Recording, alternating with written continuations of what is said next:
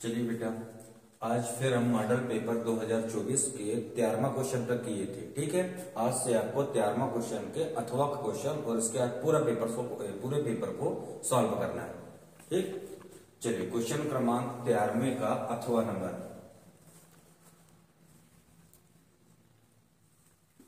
ठीक है, 13वें के ऊपर वाला हो गया था आंतरिक प्रतिरोध। अब इसके अथवा वाला क्वेश्चन है। अथवा वाला क्वेश्चन ये कहता है किसी पदार्थ की प्रतिरोधकता को परिभाषित कीजिए और ताप के साथ अच्छा चालक और अर्धचालक की प्रतिरोधकता किस प्रकार परिवर्तित होती है। ठीक है बेटा, आपको ये जानना है। चलिए, सबसे पहले हमको प्रतिरोधकता को परिभाषित करना है। प्रतिरोधकता आप लोग सेकेंड यूनिट के फर्स्ट पार्ट में पढ़े हैं विद्युत धारा में। ठीक है, प्रतिरोधकता किसकी होती है? किसी चालक के पदार्थ की। ध्यान दीजिएगा, सबसे पहले आंसर में लिखेंगे हम, हेडिंग में क्या लिखोगे? प्रतिरोधकता।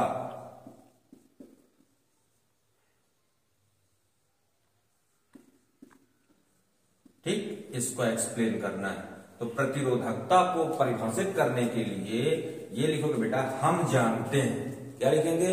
हम जानते हैं किसी भी चालक का प्रतिरोध। हम जानते हैं किसी चालक का प्रतिरोध उसकी लंबाई के अनुक्रमानुपाती होता है। सबको पता है, लिखेंगे हम जानते हैं किसी चालक का प्रतिरोध उसकी लंबाई के अनुक्रमानुपाती होता है, यानी R अनुक्रमानुपाते L। इसको मानना है आपको समीकरण नंबर 1। कोई डाउट? जान लोगे?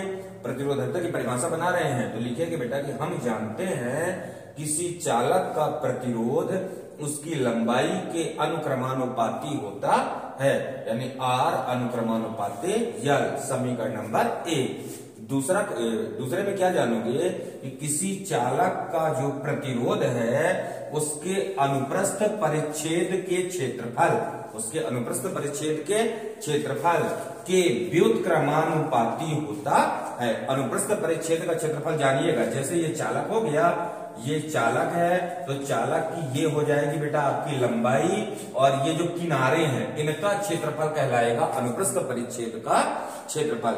एज एग्जांपल, ये पेन के आकार का कोई चालक है तो इसके ये जो किनारे हैं, किनारों का क्षेत्रफल क्या कहलाता है? अनुप्रस्थ परिच्छेद का क्षेत्रफल। तो किसी चालक का प्रतिरोध उसके अनुप्रस्थ परिच्छेद के क्षेत्रफल के व्युत्क्रमानुपाती होता है। इसको मान लेते हैं बेटा पर समीकरण नंबर 2। ठीक है, अब समीकरण 1 और 2 को जब मिलाना है तो कितना आएगा आपका? R अनुक्रमानुपाते L upon A। ठीक, अनुक्रमानुपात हटाएंगे तो R बराबर rho into L upon A। ठीक, रो क्या है? नेतांक है। जब हमारा अनुक्रमानुपात बराबर में कन्वर्ट हुआ तो यहाँ पे नेतांक में क्या लगा देना है आपको? रो। लिखोगे रो एक नियतांक है। क्या लिखना है? कि जहां रो एक नियतांक है जिसे ही हम चालक की क्या कहते हैं? प्रतिरोधकता या विशिष्ट प्रतिरोध कहते हैं। आगे प्रतिरोधकता, फिर से देखो, प्रतिरोधकता को परिभाषित करने के लिए लिखना है हम जानते हैं किसी भी चालक का प्रतिरोध उसकी लंबाई के अनुक्रमानुपाती होता है। समीकरण नंबर 1। नंबर 2 में किसी चालक का प्रतिरोध उसके अनुप्रस्थ परिच्छेद के क्षेत्रफल के व्युत्क्रमानुपाती होता है, तो R अनुक्रमानुपाते 1 अपान A। समीकरण नंबर 2। समीकरण 1 और 2 को मिलाना है तो R अनुक्रमानुपाते L अपान A। तो R बराबर rho into L upon A, जहां पे रो एक नियतांक है जिसे हम चालक की प्रतिरोधकता या विशिष्ट प्रतिरोध कहते हैं। ठीक है, अब इसकी वैल्यू निकालना है बेटा। तो देखिए रो बराबर कितना आएगा आपका? रो बराबर, इनका पंचांतरण करते हैं तो RA अपान L। ये है प्रतिरोधकता का सूत्र। किसका सूत्र है? इससे सवाल भी बनेंगे, ध्यान दीजिएगा। इससे सवाल मैंने कॉपी में करवाया है, इससे रिलेटेड सवाल पढ़ लीजिएगा, वार्षिक परीक्षा में 3 नंबर में पूछा जाएगा। ठीक है, तो रो बराबर RA अपान L। अब इसकी परिभाषा बनाते हैं। परिभाषा में यदि A और L दोनों का मान कितना ले ले? 1 लिखेंगे। यदि L बराबर A बराबर A तो रो बराबर कितना होगा? रो बराबर आपका बचेगा R। रो बराबर कितना बचेगा बेटा? R। अब परिभाषा बनाते हैं। L क्या है? चालक की लंबाई, ए क्या है चालक का अनुप्रस्थ परिच्छेद। लिखेंगे अतः, क्या लिखोगे अतः एकांक लंबाई, अतः एकांक लंबाई और एकांक अनुप्रस्थ परिच्छेद वाले चालक के प्रतिरोध को उस चालक के पदार्थ का, चालक के पदार्थ का विशिष्ट प्रतिरोध या प्रतिरोधकता कहते हैं। प्रतिरोधकता की परिभाषा क्लियर, फिर से देखिए, एकांक लंबाई व एकांक अनुप्रस्थ परिच्छेद वाले चालक के प्रतिरोध को चालक के पदार्थ का, ध्यान दीजिएगा विशिष्ट प्रतिरोध चालक के पदार्थ का होगा, चालक के पदार्थ का विशिष्ट प्रतिरोध या प्रतिरोधकता कहते हैं। इसे बेटा रो से प्रदर्शित करते हैं। परिभाषा क्लियर प्रतिरोधकता में, ठीक है। क्वेश्चन क्या था आपका, प्रतिरोधकता से आप क्या समझते हैं, तो इसका आंसर होगा, हेडिंग लिखोगे प्रतिरोधकता। हम जानते हैं किसी भी चालक का प्रतिरोध लंबाई के अनुक्रमानुपाती होता है और अनुप्रस्थ परिच्छेद के क्षेत्रफल के व्युत्क्रमानुपाती होता है। दोनों को मिला दिए, आर अनुक्रमानुपाती एल अपान ए, आर बराबर रो इंटू एल अपान ए, जहां पे रो एक नियतांक है जिसे ही हम चालक का विशिष्ट प्रतिरोध या प्रतिरोधकता कहते हैं। इसे दर्शाते कैसे बेटा, रो से, तो रो का मान निकालना है, तो रो बराबर कितना आएगा आपका r a upon l. Condition, यदि एल और ए दोनों का मान कितना ले लें ए, तो रो किसके बराबर होगा आर के। परिभाषा में एल का मान 1 है, ए का मान 1 है, यानी चालक का लंबाई भी 1 लेना है, अनुप्रस्थ परिच्छेद का क्षेत्रफल भी 1 लेना है। तो क्या बोलोगे, एकांक लंबाई व एकांक अनुप्रस्थ परिच्छेद वाले चालक के प्रतिरोध को चालक के पदार्थ का विशिष्ट प्रतिरोध या प्रतिरोधकता कहते हैं। कई बार ऑब्जेक्टिव में इनके मात्रक और विभव सूत्र आए हैं, ध्यान दीजिएगा। तो प्रतिरोधकता यानी विशिष्ट प्रतिरोध का मात्रक क्या होगा, मात्रक यहां से बनाते बेटा, आर का क्या होता है ओम, प्रतिरोध है, क्षेत्रफल का मीटर स्क्वायर, लंबाई का मीटर, तो 1 मीटर से 1 मीटर क्या हो गया कैंसिल, तो प्रतिरोधकता का मात्रक आपका होगा ओम इंटू मीटर। क्या होगा बेटा प्रतिरोधकता का मात्रक ओम इंटू मीटर। बीमी सूत्र, इसका बीमी सूत्र होता है एम एल क्यूब टी की पावर -3 ए की पावर -2। इसको भी याद रखिए, ठीक है। विशिष्ट प्रतिरोध का मात्रक ओम इंटू मीटर और बीमी सूत्र एम एल क्यूब टी -3 ए -2। ये आपका कंप्लीट हो गया बेटा प्रतिरोधकता, ठीक है। इसी में एक क्वेश्चन और ऐड किया है। क्वेश्चन क्या ऐड किया है कि प्रतिरोधकता ताप के साथ, किसके साथ बेटा, प्रतिरोधकता ताप के साथ नंबर 1 किसी चालक की, नंबर दूसरा अर्धचालक की, नंबर दूसरा, नंबर 1 चालक की, नंबर दूसरा अर्धचालक की, अर्धचालक की किस प्रकार प्रभावित होती है। क्वेश्चन को देख लीजिए, कॉपी में, उसमें मॉडल पेपर में है। क्वेश्चन है कि प्रतिरोधकता से आप क्या समझते हैं, तो ये पूरा हो गया।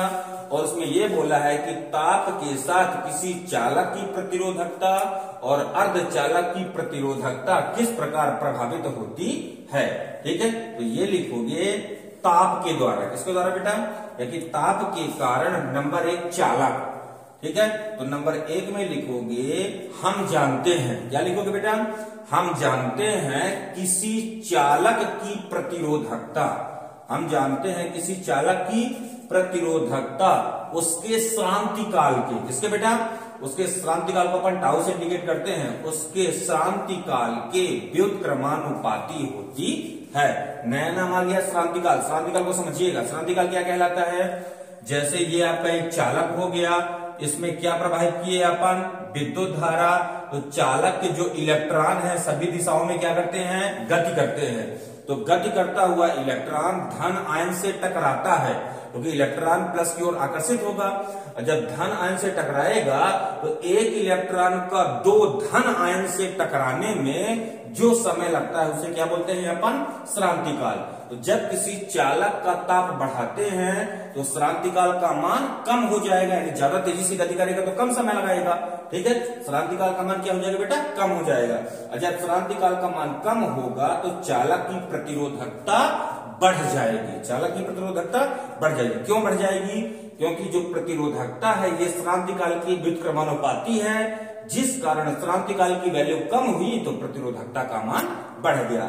तो नंबर 1 में क्या लिखोगे बेटा कि चालक का ताप बढ़ाने से, चालक का ताप बढ़ाने से उसकी प्रतिरोधकता बढ़ जाती है। क्लियर हो गया? ये नंबर 1 आंसर आ गया कि चालक का ताप बढ़ाने से चालक की प्रतिरोधकता बढ़ जाती है। और नंबर दूसरा कहता है अर्धचालक। नंबर दूसरा क्या कहता है बेटा? अर्धचालक। ये आपका लिखा है ऑब्जेक्टिव के लिए भी, जो अर्धचालक होते हैं जैसे जर्मेनियम और सिलिकॉन, ठीक है, जो अर्धचालक होते हैं इनकी चालकता या कि इनकी प्रतिरोधकता ताप गुणांक क्या होती है? ऋणात्मक। क्या होती है बेटा? ऋणात्मक। बोलोगे सेकंड नंबर में, हम जानते हैं अर्धचालकों की प्रतिरोधकता ताप गुणांक ऋणात्मक होती है, अतः अर्धचालक का ताप बढ़ाने से, अतः अर्धचालक का ताप बढ़ाने से उसकी प्रतिरोधकता कम हो जाती है। उसकी प्रतिरोधकता क्या होगी बेटा? कम। चालक की क्या होगी? अधिक। ठीक, ये हो गया प्रतिरोधकता का मतलब प्रतिरोधकता की निर्भरता किसके किसकी? चालक की और अर्धचालक की। किसके कारण? ताप के कारण। ठीक, कोई डाउट? अब एक बार पूरे क्वेश्चन को मैं रिपीट कर, चलिए बेटा इस क्वेश्चन को एक बार पूरा रिपीट करते हैं, ठीक है? मैं लगातार बताऊंगा, आप लोग दिमाग पे रिमाइंड करिएगा। क्वेश्चन पूरा क्या है, क्वेश्चन को फिर से मैं रिपीट कर रहा हूं। क्वेश्चन बेटा की प्रतिरोधकता से आप क्या समझते हैं, और प्रतिरोधकता ताप के कारण, किसके कारण बेटा? ताप के कारण चालक और अर्धचालक की प्रतिरोधकता में क्या प्रभाव पड़ता है। ठीक है, पहले प्रतिरोधकता को परिभाषित करते हैं। लिखेंगे हम जानते हैं किसी चालक का प्रतिरोध उसकी लंबाई के अनुक्रमानुपाती होता है, यानी चालक की लंबाई को बढ़ाएंगे तो प्रतिरोध का भी मान बढ़ेगा। दूसरे नंबर में चालक का प्रतिरोध अनुप्रस्थ परिच्छेद के क्षेत्रफल के व्युत्क्रमानुपाती होता है, यानी किसी चालक का अनुप्रस्थ परिच्छेद बढ़ाएंगे तो प्रतिरोध का मान कम हो जाएगा। अनुप्रस्थ परिच्छेद यानी मोटा तार, ठीक है, यानी चालक की मोटाई यदि बढ़ा दें तो क्षेत्रफल बढ़ जाएगा, और क्षेत्रफल बढ़ेगा तो प्रतिरोधकता का मान, प्रतिरोध का मान क्या हो जाएगा बेटा? कम हो जाएगा। समीकरण 1 और 2 दोनों को मिलाते हैं तो R अनुक्रमानुपाती कितना हो जाएगा? जब दोनों को मिलाओगे तो R अनुक्रमानुपाती L/A, ठीक है। अनुक्रमानुपात हटाओगे तो R बराबर कितना आएगा? रो इंटू L/A, जहां पे रो क्या है? नियतांक है, जिसे चालक की क्या कहते हैं? प्रतिरोधकता या विशिष्ट प्रतिरोध कहते हैं। इसका मान निकालना है तो रो बराबर RA/L, ठीक है, जहां पे R क्या है? प्रतिरोध, A क्या है? क्षेत्रफल, L क्या है? लंबाई। कंडीशन, यदि L बराबर A बराबर 1 ले लें तो रो किसके बराबर हो जाएगा? R के, यानी एकांक लंबाई और एकांक अनुप्रस्थ परिच्छेद, एकांक लंबाई और एकांक अनुप्रस्थ परिच्छेद के चालक के प्रतिरोध को ही उस चालक के पदार्थ का विशिष्ट प्रतिरोध या प्रतिरोधकता कहते हैं। ठीक है, इसका मात्रक क्या होगा? Ohm into metre. इसका विमी सूत्र क्या होगा? mL3T-3A-2। क्लियर हो गया? अब आता है ताप के साथ चालक और अर्धचालक की प्रतिरोधकता की निर्भरता। ठीक है, तो नंबर 1 में क्या लिखोगे कि जो चालक की प्रतिरोधकता है उसके क्रांतिकाल के व्युत्क्रमानुपाती होता है, यानी किसी चालक का यदि ताप बढ़ा दे, चालक का क्या बढ़ा दे बेटा? यदि चालक का ताप बढ़ा दे तो उसकी प्रतिरोधकता अधिक यानी बढ़ जाती है। ठीक है, अर्धचालक में जस्ट अपोजिट होगा। अर्धचालक का जो प्रतिरोधकता है वो क्रांतिकाल के अनुक्रमानुपाती होती है। ठीक है, यानी क्या लिखोगे कि अर्धचालक का ताप बढ़ाने से, अर्धचालक का ताप बढ़ाने से उसकी प्रतिरोधकता का मान क्या होता है बेटा? कम हो जाता है। 1 नंबर में आ चुका है अर्धचालक का प्रतिरोधकता ताप गुणांक कैसा होता है, तो क्या लिखोगे आप लोग? ऋणात्मक। कैसा होता है बेटा? ऋणात्मक। ऋणात्मक मीन्स कि ताप को बढ़ाएंगे तो प्रतिरोधकता कम हो जाएगी यानी घट जाएगी। करेक्ट? ये आपका क्वेश्चन क्रमांक 13वें का अथवा हो गया। अब चलते हैं क्वेश्चन क्रमांक 14 में।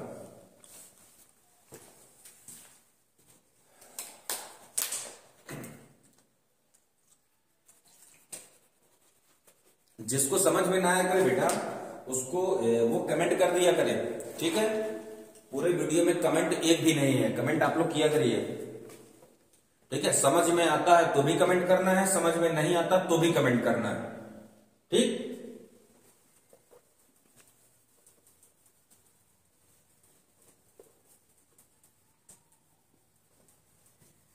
कमेंट सबसे कम है, व्यूज बढ़ते हैं, कमेंट्स एक भी नहीं है इसमें।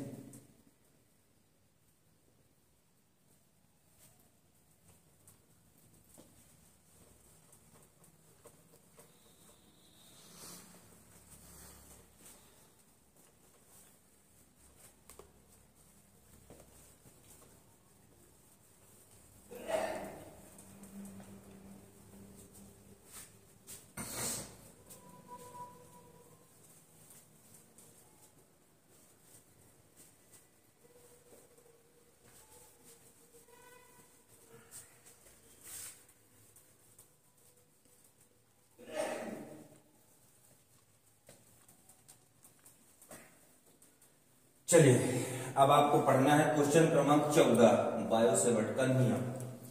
ठीक है, ये इंपॉर्टेंट क्वेश्चन है, वार्षिक परीक्षा के लिए भी इंपॉर्टेंट है बेटा, कई बार आ चुका है। क्वेश्चन क्रमांक 14, ठीक है। क्वेश्चन क्या है, क्वेश्चन को समझिएगा। क्वेश्चन बोला है कि बायो सेवर्ट का नियम लिखिए तथा इस नियम का सदिश रूप व्युत्पन्न कीजिए, मतलब सदिश रूप भी आपको लिखना है। ठीक है, चलिए पहले पढ़ते हैं अपन बायो सेवर्ट का नियम।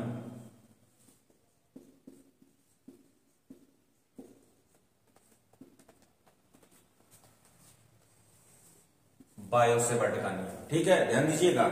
ये आपका तीसरा यूनिट का पहले चैप्टर का विद्युत, उसमें विद्युत धारा का चुंबकीय प्रभाव, उस चैप्टर का क्वेश्चन है। ठीक है, ठीक है बेटा, चलिए बायो सेवर्ट का नियम जानते हैं। क्या बोलोगे, सन 1820 में, किस डेट में बेटा, सन 1820 में बायो और सेवर्ट दो अलग अलग साइंटिस्ट थे, ध्यान दीजिएगा।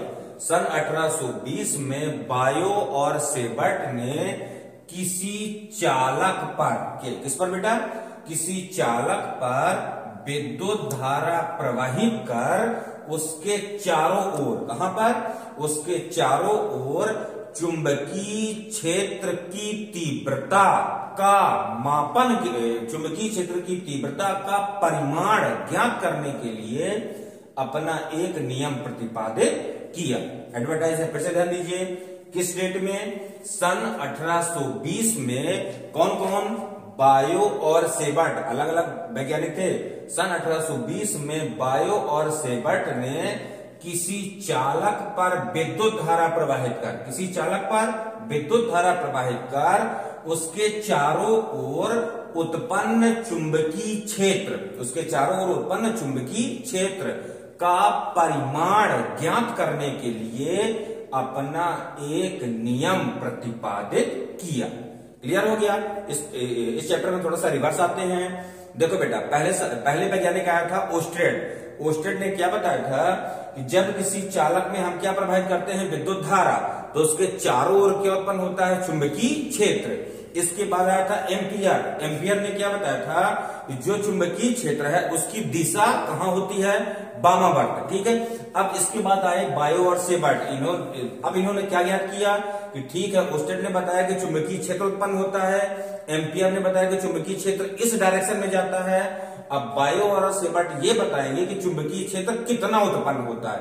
ठीक है, तो क्या बोलोगे बायो सेवर्ट के नियम में, सन 1820 में बायो और सेवर्ट ने किसी चालक पर विद्युत धारा प्रवाहित कर उसके चारों ओर उत्पन्न चुंबकीय क्षेत्र का परिमाण ज्ञात करने के लिए अपना एक नियम प्रतिपादित किया, जिसके अनुसार, अब नियम क्या है, नियम को थोड़ा सा ध्यान देते हैं बेटा, जिसके अनुसार, इतना क्लियर हो जाएगा। फिर से देखिए, बायो सेवर्ट का नियम में सन 1820 में कौन, बायो और सेवर्ट ने क्या किया, किसी चालक में विद्युत धारा प्रवाहित कर उत्पन्न चुंबकीय क्षेत्र की तीव्रता ज्ञात करने के लिए अपना एक नियम प्रतिपादित किया, जिसके अनुसार, नियम क्या है, ध्यान दीजिएगा, एक आपको चालक लेना है एक्स वाई, इसमें कितनी धारा बहाना है बेटा आई। इसके बाद चालक पर एक छोटा सा अल्पांश क्या लेना है, एक छोटा सा डीएल लंबाई का अल्पांश ले लिए, ठीक है। अल्पांश से आर दूरी पर स्थित एक बिंदु क्या लेना है पी, ठीक है। अब इस बिंदु पी पर आपको क्या निकालना है, चुंबकीय क्षेत्र की तीव्रता। चित्र थोड़ा बड़ा बनाते हैं ज्यादा क्लियर होगा। चलिए बेटा, बायो और सेवर्ट ने क्या किया है, सबसे पहले एक चालक लिया, ये एक चालक ले लिए, ठीक है। चालक में क्या प्रवाहित कराया, विद्युत धारा, ठीक है। अब चालक पर अल्पांश लिया, अल्पांश मतलब चालक का छोटा भाग, तो ये डीएल लंबाई का एक क्या ले लिया अल्पांश। अब अल्पांश से आर दूरी पर, कितनी दूरी पर बेटा, अल्पांश से आर दूरी पर एक बिंदु पी है, यहीं पर आपको क्या निकालना है, चुंबकीय क्षेत्र की तीव्रता। अल्पांश और बिंदु पी को मिलाने वाली रेखा कितने डिग्री कोण बना रही है आपकी, थीटा, ठीक। ये बायो सेवर्ट का ऑपरेटस हो गया, उन्होंने इस पे एक्सपेरिमेंट किया है। तो क्या लिखोगे, यदि, क्या लिखोगे बेटा, यदि एक्स वाई एक चालक है, यदि एक्स वाई एक चालक है जिस पर कितनी धारा, चित्र में देखते जाइए, जिस पर आई एम्पियर की विद्युत धारा प्रवाहित करने से, ध्यान दीजिएगा, इसमें एक्स वाई एक चालक है जिस पर आई एम्पियर की विद्युत धारा प्रवाहित करने से चालक पर डीएल लंबाई, चालक पर डीएल लंबाई के अल्पांश के कारण बिंदु P पर चुंबकीय क्षेत्र की तीव्रता dB, ये आपको काम करना है। चित्र का थ्योरी एक बार फिर से समझिए। इसमें एक्स वाई एक चालक है, एक्स वाई एक चालक है जिस पर कितनी धारा, जिस पर आई एम्पियर की विद्युत धारा प्रवाहित करने से डीएल लंबाई के अल्पांश के कारण, किसके कारण बेटा, स्मॉल एलिमेंट है डीएल, डीएल लंबाई के अल्पांश के कारण बिंदु P पर चुंबकीय क्षेत्र की तीव्रता dB। नंबर 1, चालक में प्रवाहित धारा के अनुक्रमानुपाती होती है, तो चालक में कितनी धारा बह रही है I, तो कितना जाएगा बेटा, dB अनुक्रमानुपाते I। इसको मानना है आपको समीकरण नंबर A। नंबर दूसरा क्या लिखोगे, अल्पांश की लंबाई के अनुक्रमानुपाती होती है, तो अल्पांश की लंबाई कितनी है बेटा, dl, तो ये आपका आ जाएगा dB अनुक्रमानुपाते dl, समीकरण नंबर 2। नंबर तीसरे में ध्यान दीजिएगा, नंबर तीसरे में बोलोगे अल्पांश, क्या बोलोगे बेटा, अल्पांश व बिंदु P को मिलाने वाली रेखा के बीच बने कोण की ज्या, ज्या मतलब साइन कहलाती है, ज्या, ठीक है, ज्या साइन को बोलते हैं, ठीक है बेटा। क्या बोलोगे, अल्पांश व बिंदु P को मिलाने वाली रेखा के बीच बने कोण की ज्या के अनुक्रमानुपाती होती है, मतलब थर्ड में लिखोगे dB अनुक्रमानुपाते साइन थीटा, इसको मान लोगे बेटा समीकरण नंबर 3, ठीक है।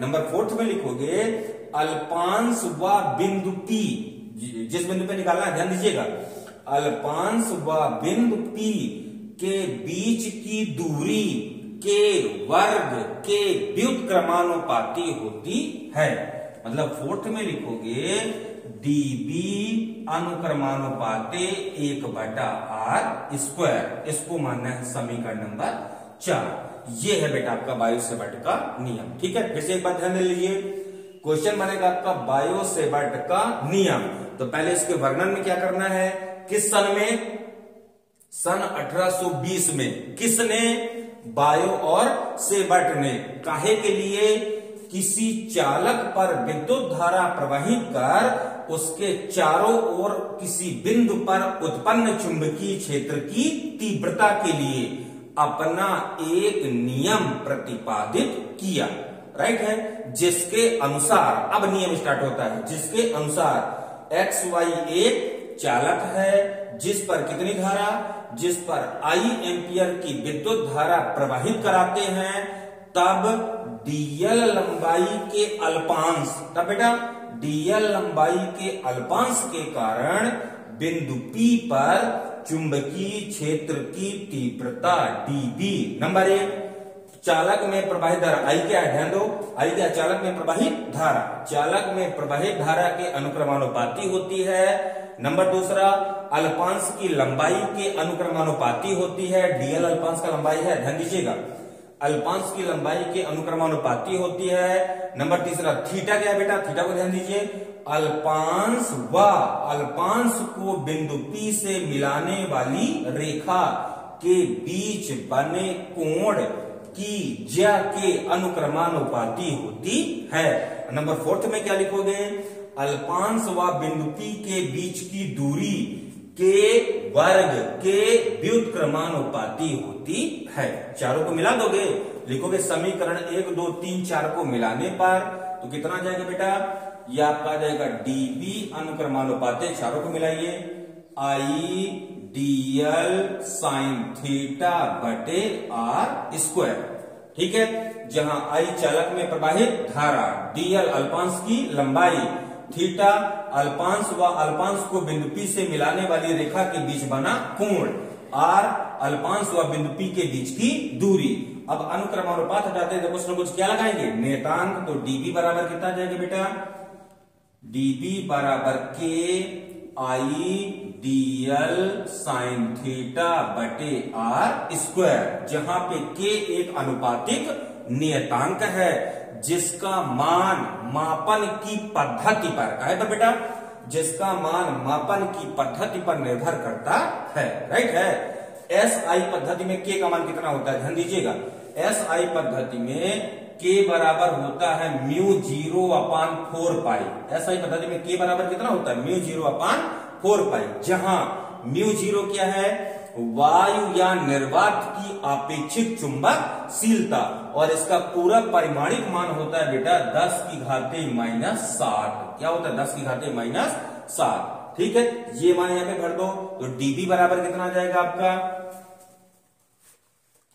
ये आपका डीबी बराबर आएगा, के की जगह देखो बेटा, के की जगह ये दोनों में से कोई भी मान प्लेस कर सकते हैं, ठीक है, तो डीबी बराबर के का कितना मान भरना है आपको, डीबी बराबर μ0/4 पाई, और पहले से कितना है, आई डीएल साइन थीटा बटे आर स्क्वायर। मात्रक क्या होगा इसका, बताइए पहले थोड़ा सा, चुंबकीय क्षेत्र की तीव्रता का मात्रक होता है टेस्ला, क्या होता है बेटा, टेस्ला, तो मात्रक में लिख देना है आपको टेस्ला, आ जाएगा, ठीक है। और एस आई इसमें सीजीएस पद्धति में ध्यान दीजिएगा, सीजीएस पद्धति में के बराबर कितना होता है, के बराबर 1, सीजीएस पद्धति में जब के बराबर 1 भरोगे तो आपका डीबी बराबर कितना हो जाएगा, डीबी बराबर आपका आ जाएगा, के की जगह 1 भरना है तो केवल आपका आ जाएगा आई डीएल साइन थीटा बटे आर स्क्वायर। अब मात्रक क्या होगा बेटा इसका, गाउस, मात्रक क्या आएगा इसका, गाउस, ठीक है। एसआई पद्धति में चुंबकीय क्षेत्र की तीव्रता का मात्रक होता है टेस्ला, और सीजीएस पद्धति में चुंबकीय क्षेत्र की तीव्रता का मात्रक होता है आपका गाउस। क्लियर, एक बार फिर से रिपीट कर लेते हैं जल्दी से, थोड़ा सा इंपॉर्टेंट क्वेश्चन है बेटा, बायो से बट इसके अनुप्रयोग भी पढ़े रहिएगा। इसका अनुप्रयोग सबसे इंपॉर्टेंट है, वृत्तीय कुंडली के केंद्र पर चुंबकीय क्षेत्र की तीव्रता, ठीक, और एक चीज और, कमेंट हर क्वेश्चन में करना है आपको, ठीक है, ज्यादा से ज्यादा। चलिए, बायो से बट के नियम को क्या बोलोगे, सन 1820 में, किस डेट में बेटा, अब लगातार जल्दी से रिवाइज करते हैं, सन 1820 में बायो और सेबट ने चुंबकीय क्षेत्र की तीव्रता का परिमाण ज्ञात करने के लिए अपना एक नियम प्रतिपादित किया, जिसके अनुसार, ठीक है, चित्र बनाओ, चित्र बन गया, चित्र की थ्योरी में क्या लिखोगे, इसमें एक्स वाई एक चालक है जिस पर आई एम्पियर की विद्युत धारा प्रवाहित कराते हैं, तब चालक के डीएल लंबाई के अल्पांश के कारण बिंदु P पर चुंबकीय क्षेत्र की तीव्रता, नंबर 1 डी, मतलब नंबर 1 में क्या बोलोगे, चालक में प्रवाहित धारा के अनुक्रमानुपाती होती है, मतलब डीबी अनुक्रमानुपाते आई। दूसरा, चालक के अल्पांश की लंबाई के अनुक्रमानुपाती होती है, मतलब डीबी अनुक्रमानुपाते डीएल। नंबर तीसरा, चालक को बिंदु P से मिलाने वाली रेखा के बीच बने कोण की ज्या के अनुक्रमानुपाती होती है, मतलब डीबी अनुक्रमानुपाती साइन थीटा, समीकरण नंबर 3। नंबर 4 में क्या लिखोगे, चालक व बिंदु P के बीच की दूरी के वर्ग के व्युत्क्रमानुपाती होती है। तो डीबी अनुक्रमानुपाती 1/r², समीकरण नंबर 4, 1 2 3 4 को मिलाना है। तो डीबी अनुक्रमानुपाते आईडीएल साइन थीटा बटे r², अनुक्रमानुपात हटा दो तो डीबी बराबर के आईडीएल साइन थीटा बटे r², जहां पे के एक अनुपातिक नियतांक है जिसका मान मापन की पद्धति पर निर्भर करता है।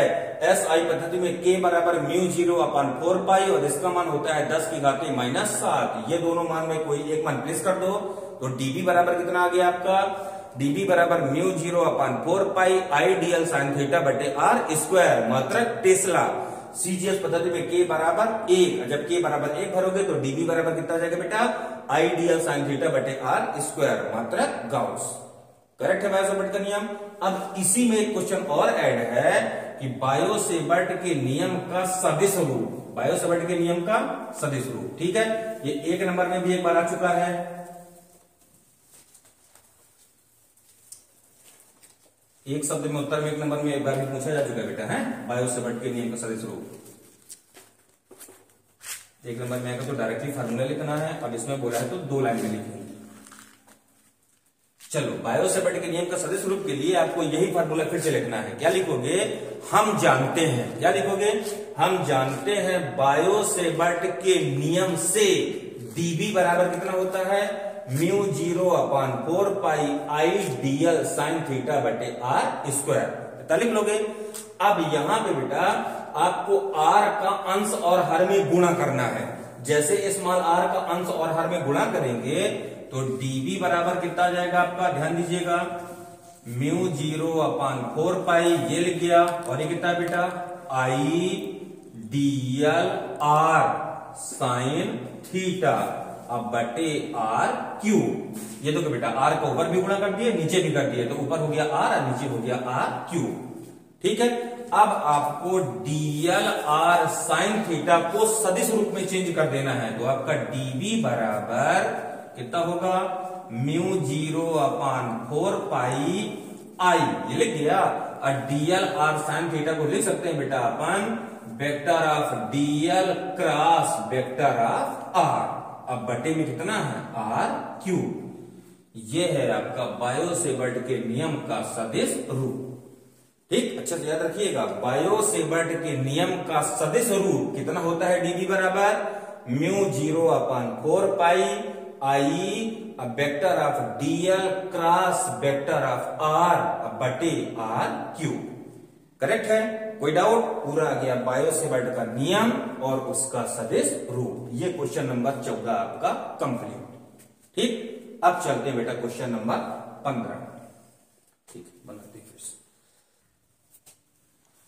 चलिए बेटा, अब अपन मॉडल पेपर का क्वेश्चन क्रमांक 14 का अथवा जानते हैं, 14 का अथवा, ठीक है। इस क्वेश्चन को कॉपी में लिख भी लीजिएगा, क्योंकि कॉपी में केवल एम्पियर का परिपथीय नियम लिखा है, सिद्ध नहीं करवाया गया था, ठीक है। तो इसमें क्वेश्चन में है कि लिखिए तथा सिद्ध कीजिए, तो उसको पूरा कर भी लीजिएगा, ठीक है, मैं आराम से बोलूंगा।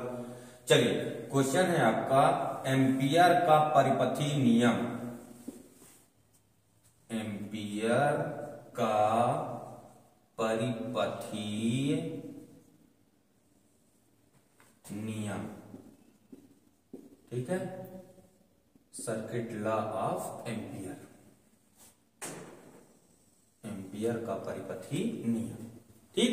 पहले इसको अपन लिखते हैं, इसके बाद इसको सिद्ध करेंगे। तो एम्पियर के परिपथीय नियम को ध्यान दीजिएगा, लिखोगे इस नियम के अनुसार, क्या लिखोगे बेटा, इस नियम के अनुसार, ठीक है, किसी चुंबकीय क्षेत्र के बंद वक्र, किसी चुंबकीय क्षेत्र के, ध्यान दीजिएगा, जैसे ही आपका चालक हो गया, चालक में हम क्या प्रवाहित किए बेटा, विद्युत धारा। ओस्टेड ने क्या बताया था कि जब किसी चालक में हम विद्युत धारा प्रवाहित करते हैं तो उसके चारों ओर क्या उत्पन्न होता है, चुंबकीय क्षेत्र, ठीक है। तो चुंबकीय क्षेत्र ये बंद वक्र बनाएगा ना, तो यहां पे ध्यान दीजिएगा, इस नियम के अनुसार किसी चालक के बंद वक्र का चुंबकीय क्षेत्र, किसी चालक के, यहां पे लिखिए, इस नियम के अनुसार निर्वात में, कहां बेटा, निर्वात में किसी चालक के बंद वक्र का चुंबकीय क्षेत्र, ठीक, निर्वात में किसी चालक के बंद वक्र के चुंबकीय क्षेत्र B, चुंबकीय क्षेत्र B का रेखीय समाकलन, चुंबकीय क्षेत्र B का रेखीय समाकलन उस बंद वक्र से, उस बंद वक्र से घिरी धारा, उस बंद वक्र से घिरी धारा का μ0 गुना होता है। ठीक, ये है आपका बेटा एम्पियर का परिपथी नियम। ठीक है, एक बार मैं फिर से रिपीट करता हूं। कहां पर? निर्वात में। लिखोगे बेटा इस नियम के अनुसार, कहां पर? निर्वात में किसी चालक के बंद वक्र का चुंबकीय क्षेत्र, निर्वात में किसी चालक के बंद वक्र का चुंबकीय क्षेत्र का रेखीय समाकलन उस बंद वक्र से घिरी धारा का μ0 गुना होता है। क्लियर? ये एक बार फिर से रिपीट करता हूं, लिखिए आराम से। निर्वात में किसी चालक के बंद वक्र का चुंबकीय क्षेत्र का रेखीय समाकलन उस बंद वक्र से घिरी धारा,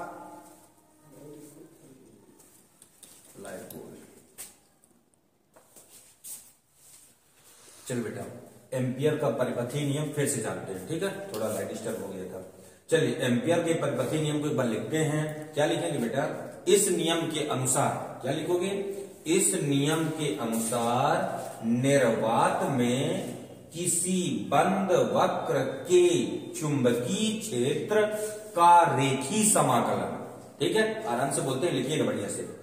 इस नियम के अनुसार निर्वात में किसी बंद वक्र का, किसी बंद वक्र के चुंबकीय क्षेत्र का रेखीय समाकलन, निर्वात में किसी बंद वक्र के चुंबकीय क्षेत्र का रेखीय समाकलन उस बंद वक्र में, उस बंद वक्र में प्रवाहित धारा, उस बंद वक्र में प्रवाहित धारा का μ0 गुना, कितने गुना बेटा? μ0 गुना होती है। ठीक है, एक बार फिर रिपीट करते हैं। इस नियम के अनुसार निर्वात में किसी बंद वक्र के चुंबकीय क्षेत्र का रेखीय समाकलन उस बंद वक्र से घिरी धारा का μ0 गुना होता है। ठीक, हाँ नीचे लिखिए। यदि, यदि बंद वक्र का चुंबकीय क्षेत्र, यदि बंद वक्र का चुंबकीय क्षेत्र B, यदि बंद वक्र का चुंबकीय क्षेत्र B तथा बंद वक्र पर, तथा बंद वक्र पर लिया गया अल्पांश, तथा बंद वक्र पर लिया गया अल्पांश dl, कितना हो बेटा? dl हो तो बंद वक्र पर लिया गया अल्पांश, अल्पांश मतलब उसका छोटा सा भाग, लिया गया अल्पांश कितना हो बेटा? dl हो तो इस नियम के अनुसार, तो इस नियम के अनुसार समाकलन vector of B dot vector of dl बराबर μ0 इंटू I, बराबर μ0 इंटू I। ये है बेटा आपका एम्पियर का परिपथी नियम। इंपॉर्टेंट, 2 नंबर में कई बार पूछा जा चुका है, अच्छे से दिमाग में लाइएगा। ठीक है, अब एक बार लगातार थोड़ा सा लिख गया, अब एक बार लगातार पढ़ के समझाते हैं, इससे परिभाषा बनाते हैं। ध्यान दीजिएगा, बोलोगे इस नियम के अनुसार, एम्पियर का परिपथी नियम पढ़ रहे हैं, ध्यान दीजिए। इस नियम के अनुसार ये क्या है, इसका नाम बोलिए बंद वक्र। बंद वक्र का बी क्या है बेटा, चुंबकीय क्षेत्र, और चुंबकीय और डीएल क्या है, रेखीय। ठीक है, तो बंद वक्र के चुंबकीय क्षेत्र का रेखीय समाकलन, बंद वक्र में कितनी धारा बह रही है, आई। ठीक है, यदि ये बंद वक्र है, इसमें कितनी धारा बह रही है बेटा, आई। तो बंद वक्र से घिरी धारा का कितने गुना, μ0 गुना होता है। ठीक है, तो क्या बोलोगे नियम में, इस नियम के अनुसार कहां पे बेटा, निर्वात में। कहां पर, निर्वात में किसी बंद वक्र के चुंबकीय क्षेत्र का रेखीय समाकलन, सब यहां लिखा है, यहां से पढ़ेंगे।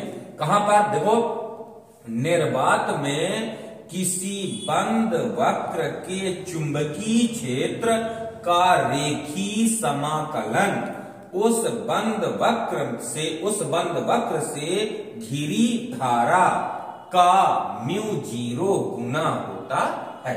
क्लियर है, यहां से पढ़ो, सबके नाम पढ़ लो।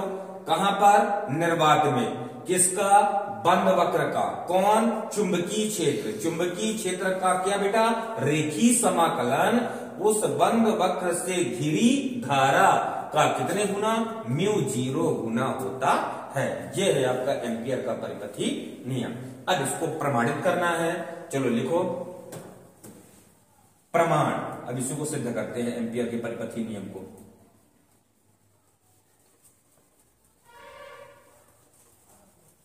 ठीक, चलिए प्रमाण में थोड़ा सा चित्र बना लीजिए इसका। चलिए बेटा, आपको पहले चुंबकीय क्षेत्र उत्पन्न करना है।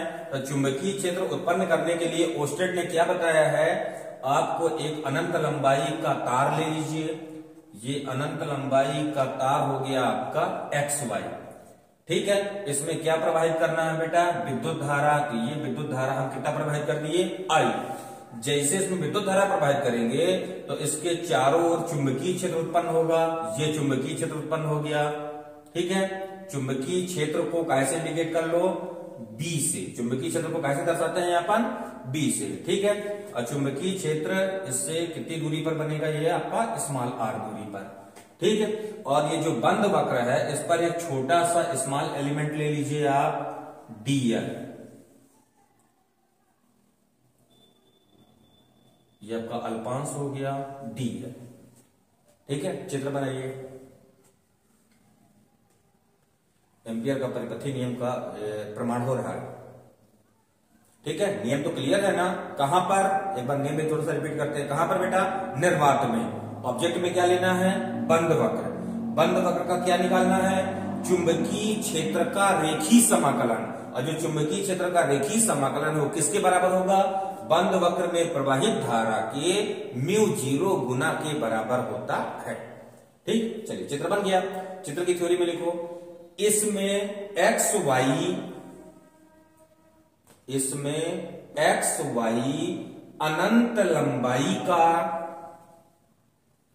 इसमें XY अनंत लंबाई का एक सीधा तार है। इसमें XY अनंत लंबाई का है, ऊपर भी एरो बनाना है, नीचे भी एरो बनाना है। ठीक है, इसमें XY अनंत लंबाई का एक सीधा तार है, जिस पर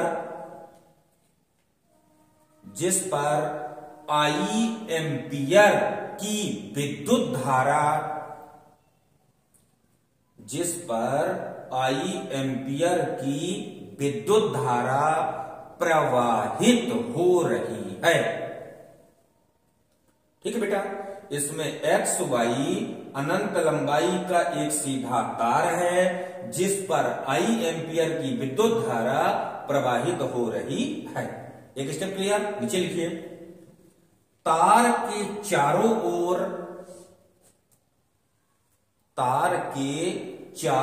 ओर बंद वक्र। ठीक है, ये इमेजिनरी है, रियल का नहीं बेटा, ध्यान दीजिएगा। तार के चारों ओर बंद वक्र का चुंबकीय क्षेत्र, तार के चारों ओर बंद वक्र का चुंबकीय क्षेत्र B हो, चुंबकीय क्षेत्र कितना हो बेटा, B हो, तो ठीक, नीचे लिखिए चुंबकीय क्षेत्र B का, लाइट ठीक है, चलिए बेटे फिर से थोड़ा सा देखते हैं इसकी चित्र की थ्योरी, लाइट थोड़ा चली गई थी। हाँ, क्या बोलोगे, इसमें एक्स वाई क्या है, अनंत लंबाई का एक सीधा चालक तार है जिसमें कितनी धारा बह रही है, जिसमें आई एम्पियर की विद्युत धारा प्रवाहित कराते हैं। तब तार के चारों ओर, क्या बोलो बेटा, तार के चारों ओर के बंद वक्र का चुंबकीय क्षेत्र कितना है, B है, चुंबकीय क्षेत्र कितना बेटा, B।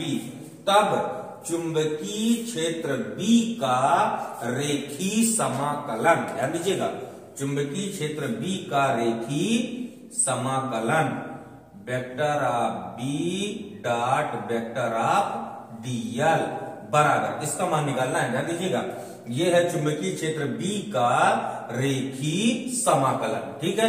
Vector of B dot vector of dl बराबर कितना जाएगा बेटा, समाकलन, अब दो सदिशों का डॉट प्रोडक्ट क्या होता है, ए बी कॉस थीटा, तो यहाँ पे बी और डीएल है, तो कितना जाएगा बेटा आपका, बी डीएल कॉस थीटा, ठीक, कोई डाउट, इसका वेक्टर हटा दिए हैं, तो vector of b dot vector of dl को कितना लिखोगे, बी डीएल कॉस थीटा। एक बार फिर चित्र की थ्योरी देख लेते हैं प्रमाण में। इसमें एक्स वाई क्या है, अनंत लंबाई का सीधा चालक तार जिसमें कितनी धारा बहे बेटा, जिस पर आई एम्पियर की विद्युत धारा प्रवाहित कराते हैं। तब तार के चारों ओर जो बंद वक्र बन रहा है, इस बंद वक्र का चुंबकीय क्षेत्र कितना है, B। अब इस चुंबकीय क्षेत्र B का क्या निकालना है आपको, रेखीय समाकलन समाकलन B डॉट dl बराबर, समाकलन इसका वेक्टर हटा दिया तो B dl cos थीटा, चूंकि थीटा बराबर 0 डिग्री, चूंकि थीटा बराबर कितना बेटा, 0 डिग्री, क्यों, रीजन में लिखो, क्योंकि चूंकि थीटा बराबर 0 डिग्री, क्योंकि चुंबकीय क्षेत्र और dl, क्योंकि चुंबकीय क्षेत्र और dl दोनों की दिशाएं समान हैं, दोनों ऐसे चलेंगे, ठीक है, चूंकि ठीक, हाँ देखो बेटा, चूंकि थीटा बराबर कितना है, 0 डिग्री, रीजन में क्या लिखना है कि ये जो चुंबकीय क्षेत्र है और अल्पांश dl है, दोनों की दिशाएं क्या हैं, समान है, दोनों समान दिशा में चलते हैं, ठीक है, रीजन लिख लोगे कि चूंकि चुंबकीय क्षेत्र B और अल्पांश dl दोनों की दिशाएं समान है, ठीक। जब थीटा बराबर 0 यहां रखेंगे तो cos 0 का मान कितना होगा, 1, तो कितना आ जाएगा बेटा, समाकलन vector of B dot vector of dl बराबर कितना होगा बेटा, समाकलन B इंटू dl, ठीक है। अब cos 0 का मान कितना होता है, 1, तो इंटू में 1 लिख देंगे, बगल में लिख दीजिए, चूंकि cos 0 इक्वल 1, कोई डाउट तो नहीं है। अब B का मान निकालते हैं, ध्यान दीजिए ना बेटा, B क्या है, चुंबकीय क्षेत्र की तीव्रता। आप लोग बायो सेवर्ट का सेकंड अनुप्रयोग पढ़े हो, बायो सेवर्ट का सेकंड अनुप्रयोग क्या था कि अनंत लंबाई के ऋजुरेखी चालक तार, कहा बेटा, अनंत लंबाई के सीधे चालक तार के अक्ष पर r दूरी पर, उसमें d था, ठीक है, r दूरी पर स्थित किसी बिंदु पर चुंबकीय क्षेत्र की तीव्रता का सूत्र क्या होता है, B बराबर था आपका म्यू 0/4 पाई 2i अपान d, यानी 2i अपान r, यहाँ पे r दूरी है तो 2i अपान r, ठीक है। कहां से लिखेंगे, बायो सेवर्ट के नियम से, कहां से आ गया बेटा, बायो सेवर्ट के नियम से। ये बायो सेवर्ट का दूसरा अनुप्रयोग था अनंत लंबाई के सीधे चालक तार वाला, ठीक है।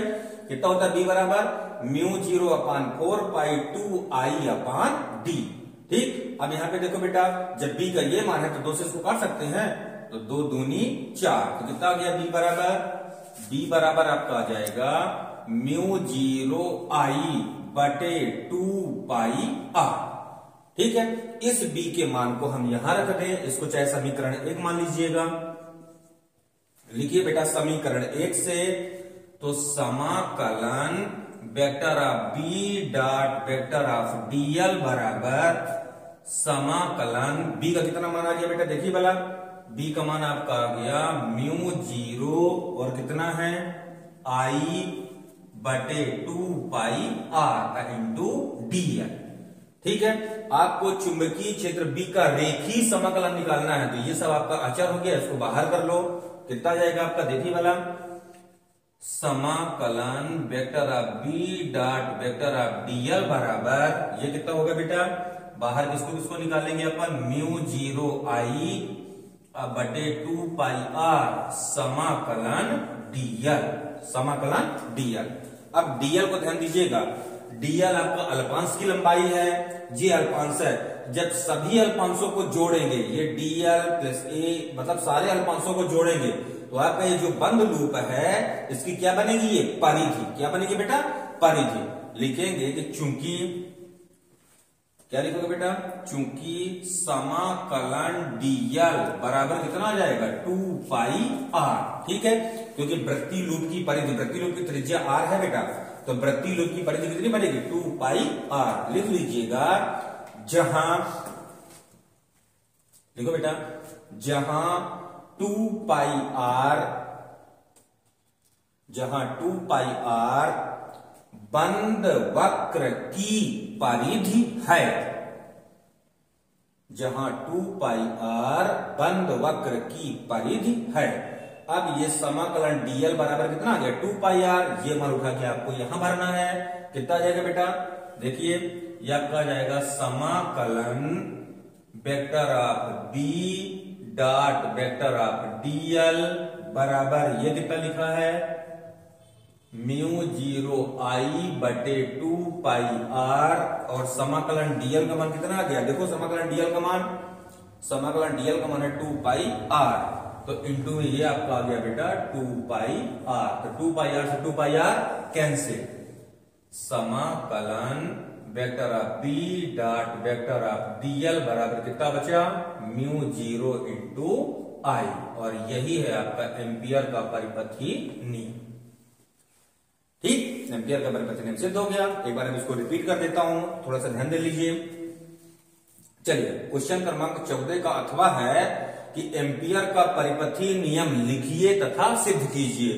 तो एम्पियर का परिपथी नियम आपको यहां से लिखना, सब कुछ यहां पे लिखा हुआ है, इससे पढ़ना है, ध्यान दीजिएगा। इस नियम के अनुसार, क्या बोलना बेटा, इस नियम के अनुसार कहां, निर्वात में, कहां, निर्वात में। इन सब के बाद थोड़ा नाम जान लेते हैं। बी क्या है, बंद वक्र का चुंबकीय क्षेत्र, ये जो बंद वक्र है ये बंद वक्र का चुंबकीय क्षेत्र। डीएल है अल्पांश की लंबाई यानी रेखीय, इसका नाम क्या है बेटा, समाकलन। इसका नाम क्या है, म्यू 0, म्यू 0 होता है आपेक्षिक चुंबकशीलता, और आई क्या है, बंद वक्र से घिरी धारा, बंद वक्र से घिरी धारा। तो क्या बोलोगे, इस नियम के अनुसार निर्वात में किसी बंद वक्र के चुंबकीय क्षेत्र का रेखीय समाकलन उस बंद वक्र से घिरी धारा का म्यू 0 गुना होता है। कोई डाउट? अब आता है प्रमाण। प्रमाण में क्या लिखना है, चित्र बनाओ। चित्र की थ्योरी में क्या बोलोगे बेटा, जो चित्र में दिख रहा है इसमें एक्स वाई क्या है, अनंत लंबाई का सीधा चालक तार, जिसमें कितनी धारा बाहर है यहाँ पर, आई, करेक्ट है। अब चालक के चारों ओर आर त्रिज्या का एक बंद वक्र है जिसके अंदर का चुंबकीय क्षेत्र बी है, और चालक की मतलब बंद वक्र की बंद वक्र पर लिया गया अल्पांश कितना ले लेना है आपका, डीएल। लिखोगे अतः चुंबकीय क्षेत्र बी का रेखीय समाकलन, समाकलन vector of b dot vector of dl बराबर, इसका वेक्टर हटा दो बेटा, तो समाकलन बी डीएल कॉस थीटा।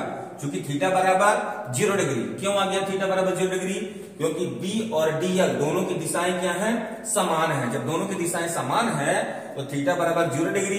अब cos 0 का मान कितना होता है बेटा, 1। cos 0 का मान 1 होगा तो समाकलन vector of b dot vector of dl बराबर कितना जाएगा, समाकलन बी इंटू डीएल। बी चुंबकीय क्षेत्र की तीव्रता है, तो बी बराबर बायो सेवर्ट के नियम में आप लोग पढ़े हो कि बी बराबर कितना होता है, mu 0 upon 4 pi 2i upon r, 2i upon d था उसमें, लेकिन यहाँ पे दूरी कितनी है, आर, तो 2i अपान आर, 2 से 2 कैंसिल कर दो, तो b बराबर mu 0 i upon 2 pi r. इस b के मान को उठा के आपको यहां भरना है।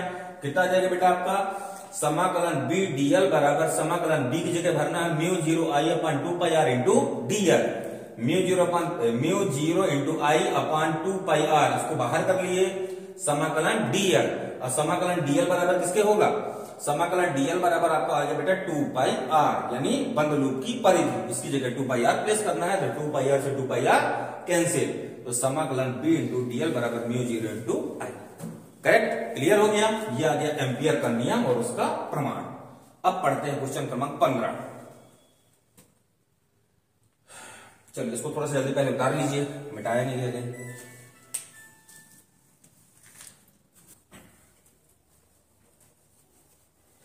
चलिए बेटा अब हम पढ़ते हैं क्वेश्चन क्रमांक 15। ये थ्योरिकल क्वेश्चन है, ठोस एवं अर्धचालक युक्ति का। ठीक है, इसको आप लोग पढ़ चुके हो, दोनों कॉपियों में लिखा है, इसको मैं केवल समझाऊंगा। हालांकि ये क्वेश्चन सबको तैयार है। पहला वाला इंपॉर्टेंट है, इसको बताए भी थे अपन कि n प्रकार का अर्धचालक और p प्रकार के अर्धचालक में अंतर है।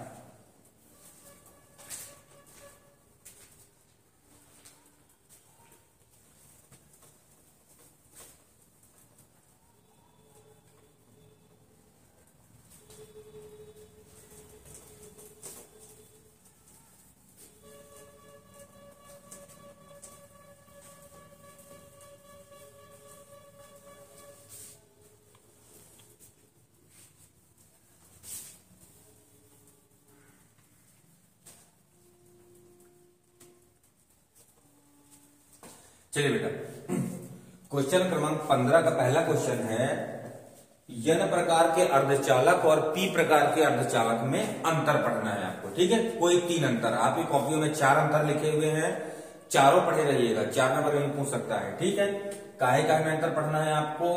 n प्रकार के अर्धचालक और p प्रकार के अर्धचालक। ठीक, चलिए आपकी कॉपियों में 4 अंतर लिखाए गए हैं, चारों अंतर को याद रखिएगा। ऑब्जेक्टिव में भी आ चुका है बेटा इनको बनाने का तरीका। ठीक है, तो n प्रकार के अर्धचालक में लिखिएगा नंबर 1 कि इसे बनाने के लिए, ध्यान दीजिएगा, दोनों को बनाने के लिए हम निज अर्धचालक लेते हैं। निज अर्धचालक यानी जो प्राकृतिक अर्धचालक है, कौन कौन?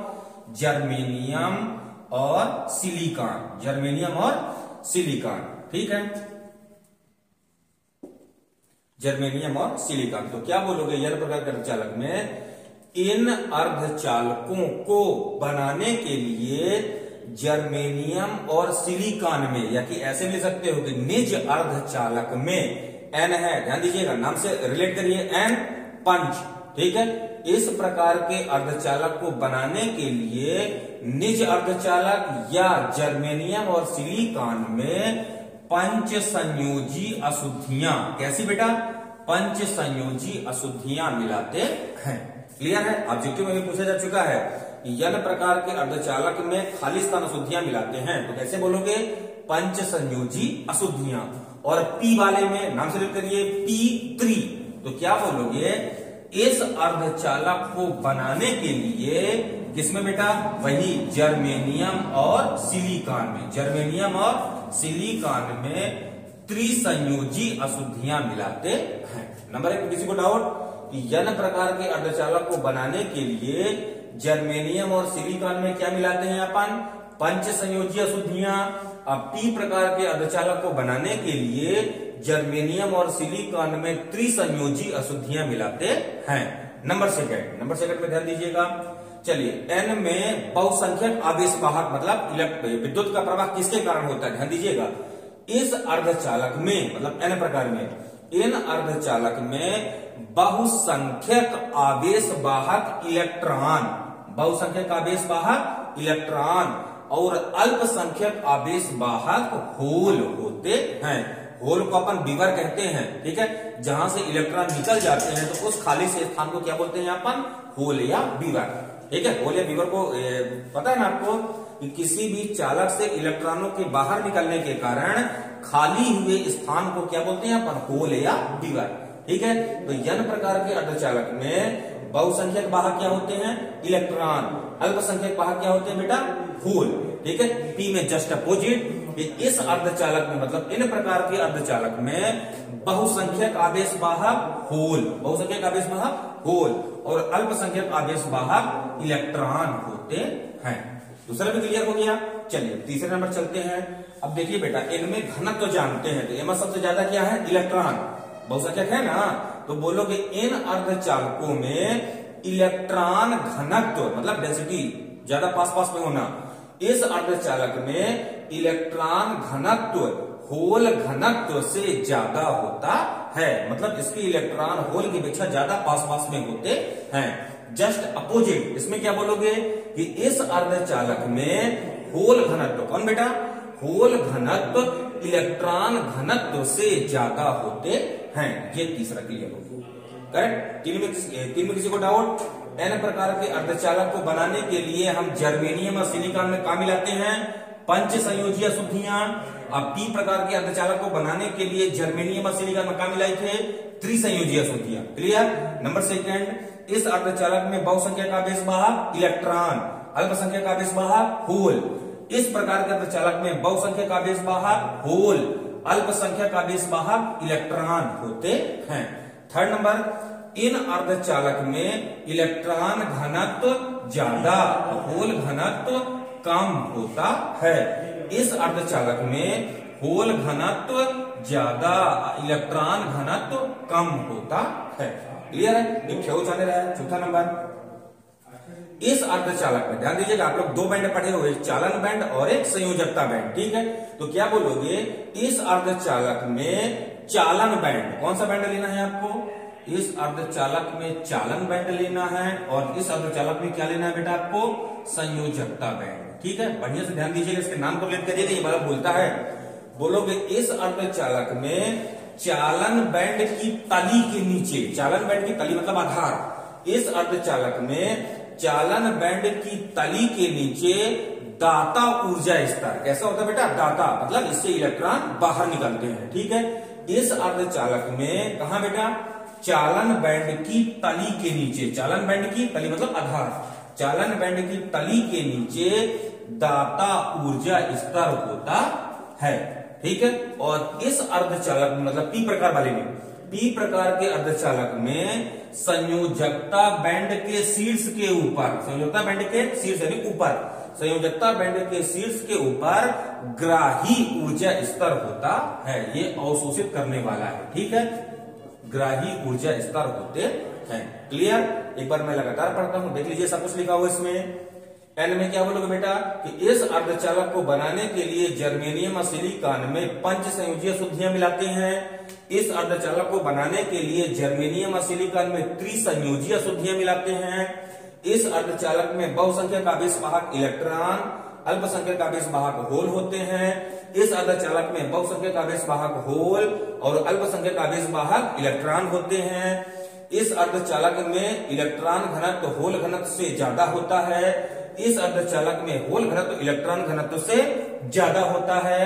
इस अर्धचालक में ध्यान दीजिए बेटा, इस अर्धचालक में चालन के तली में, चालन की तली में कैसे बेटा, दाता ऊर्जा स्तर होते हैं। इस अर्धचालक में संयोजकता बैंड के शीर्ष के ऊपर ग्राही ऊर्जा स्तर होता है। इसको याद करने का मैं थोड़ा सा ट्रिक बताता हूं, ध्यान दीजिए बेटा। चालन, चालन मतलब जो चलते हैं, जैसे साधु वाधु लोग चलते हैं, ठीक है। हमेशा ये कैसे होते हैं, दाता कुछ न कुछ दे के ही जाते हैं, ठीक है। संयोजकता मतलब जो शीर्ष है ऊपर, और ऊपर बैठा व्यक्ति हमेशा किसी न किसी चीज को क्या करता है, लेता है, ग्रहण करता है, ठीक है। तो चालन बैंड में कैसे ऊर्जा स्तर होते हैं, दाता, और संयोजकता बैंड में बेटा ग्राही ऊर्जा स्तर होते हैं। चालन बैंड के कहां पर, तली में, और संयोजकता बैंड के कहां पर बेटा, शीर्ष पर। क्लियर आ जाएगा। चलिए इसी का 8वां क्वेश्चन जानते हैं, इसी चैप्टर का है।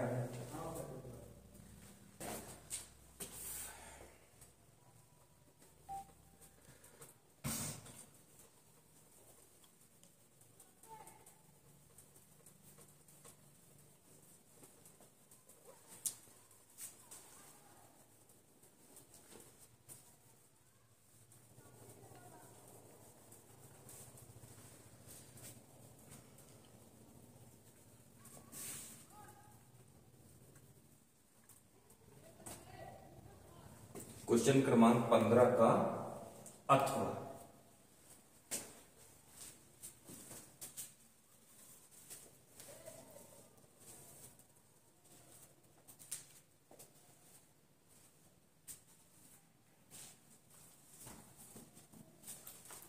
ठीक है, चलो बेटा क्वेश्चन क्रमांक 15 है कि निज अर्धचालक और बाह्य अर्धचालक में अंतर स्पष्ट कीजिए। बाह्य अर्धचालक को बेटा अपद्रव्यी अर्धचालक भी बोलते हैं। ठीक है, क्वेश्चन क्या है कि निज अर्धचालक कौन कौन सा, निज अर्धचालक, ठीक है, निज अर्धचालक को हम कौन सा बोलते हैं बेटा, शुद्ध अर्धचालक जो प्रकृति से प्राप्त होते हैं। ठीक है, और ये अपद्रव्यी अर्धचालक यानी जिनको अशुद्धियां मिलाने से जो अर्धचालक की तरह बिहेव करे वो अपद्रव्यी अर्धचालक। ठीक है, निज अर्धचालक और अपद्रव्यी अर्धचालक में अंतर स्पष्ट कीजिए। कोई 3 अंतर है, इसमें हम 4 या 5 अंतर जानते हैं। ठीक है, चलिए नंबर 1 में परिभाषा में क्या बोलोगे कि निज अर्धचालक वे अर्धचालक हैं जो अपने निजी गुणों के कारण, किसके कारण बेटा, ऐसे बोलोगे, ये वे अर्धचालक हैं जो अपने निजी गुणों के कारण अर्धचालक की भांति व्यवहार करते हैं। क्लियर हो गया, ये वे अर्धचालक हैं जो अपनी निजी गुणों के कारण अर्धचालक की भांति व्यवहार करते हैं। अपद्रव्यी में क्या बोलोगे बेटा, यानी बाह्य में क्या बोलोगे, ये वे अर्धचालक हैं जो अशुद्धियां मिलाने के कारण, किसके कारण बेटा, अशुद्धियां मिलाने के कारण अर्धचालक की भांति व्यवहार करते हैं। क्लियर, ये अपने निजी गुणों के कारण अर्धचालक की भांति व्यवहार करे हैं और ये अशुद्धियां मिलाने के कारण अर्धचालक की भांति व्यवहार करते हैं। क्लियर हो गया। नंबर 2 इसको याद रखिएगा, इन अर्धचालकों में, कैसे बेटा, इन अर्धचालकों में चतुर्थ संयोजी, कैसे बेटा, चतुर्थ संयोजी अर्धचालक होते हैं। निज में कैसे होते हैं बेटा, चतुर्थ संयोजी अर्धचालक। अपद्रव्यी में 2 प्रकार के हैं, कैसे कैसे बेटा, त्रिसंयोजी, कैसे कैसे, त्रिसंयोजी और पंच संयोजी अर्धचालक होते हैं। ठीक है, त्रि में कौन है, P प्रकार का, पंच में कौन है बेटा, N प्रकार का। कोई डाउट तो नहीं है, सेकंड भी क्लियर हो गया। 3rd नंबर में आते हैं। 3rd नंबर में ध्यान दीजिएगा, ये अपने निजी गुणों के कारण अर्धचालक की भांति व्यवहार करते हैं, इनमें कोई कलाकारी तो हमने किया नहीं है। तो क्या बोलोगे बेटा कि इन अर्धचालकों की, निज वाले में ध्यान दीजिएगा, इन अर्धचालकों की चालकता, क्या बेटा, इन अर्धचालकों की चालकता यानी कंडक्टिविटी कम होती है। क्या होती है, कम होती है। जब ये निजी गुणों के कारण अर्धचालक की भांति व्यवहार करेंगे तो इनकी चालकता क्या होगी, कम। बोलोगे इन अर्धचालक की चालकता कम होती है। इसमें क्या बोलना बेटा कि इन अर्धचालकों की चालकता अधिक होती। ठीक, अपद्रव्यी की। क्लियर हो गया। नंबर 4 में ये जानेंगे, ये जो निज अर्धचालक है, क्या बोलोगे बेटा कि निज अर्धचालक पर, हाँ ऐसे बोलना है कि जो निज अर्धचालक है ये ताप पर निर्भर करते हैं। अर्धचालक में पढ़ चुके हैं बेटा कि अर्धचालक का ताप बढ़ाने से उसकी चालकता क्या होती है, बोलिए भला, अर्धचालक का ताप बढ़ाने से उसकी चालकता कम हो जाती है, क्योंकि इसकी अर्धचालक की जो प्रतिरोधकता है, प्रतिरोधकता, अर्धचालक की प्रतिरोधकता है वो क्या होती है, ऋणात्मक। तो क्या बोलोगे कि निज अर्धचालक ताप पर निर्भर करते हैं। काहे पर निर्भर करते हैं बेटा, जो निज अर्धचालक है ये ताप पर डिपेंड करते हैं या ताप पर निर्भर करते हैं। और जो अपद्रव्यी अर्धचालक हैं ये ताप के साथ साथ, ताप पर तो निर्भर करेंगे, ताप के साथ साथ अशुद्धियों पर भी, काहे पर बेटा, ताप के साथ साथ अशुद्धियों पर भी निर्भर करते हैं। अशुद्धियां कैसे, 2 प्रकार की अशुद्धियां, मतलब अशुद्धियां मिलाने का तरीका है, एक आपका त्रिसंयोजी है, एक आपका पंच संयोजी है। तो त्रिसंयोजी में कैसा बनता था आपका P प्रकार का अर्धचालक, और पंच संयोजी में कैसा बनता था आपका N प्रकार का अर्धचालक। ठीक है, 1 नंबर में ये भी याद रखिएगा कि मतलब किसी भी अर्धचालक में अशुद्धियां मिलाने की घटना को क्या बोलते हैं बेटा, अपन डोपिंग कहते हैं। क्या कहते हैं, डोपिंग। ये 1 नंबर में आ चुका है कि अर्धचालक में अशुद्धियां मिलाने की घटना क्या कहलाती है, तो क्या लिखोगे, डोपिंग कहते हैं। क्लियर हो गया 4 नंबर। एक और जान लो 5वां नंबर, जो निज अर्धचालक है इस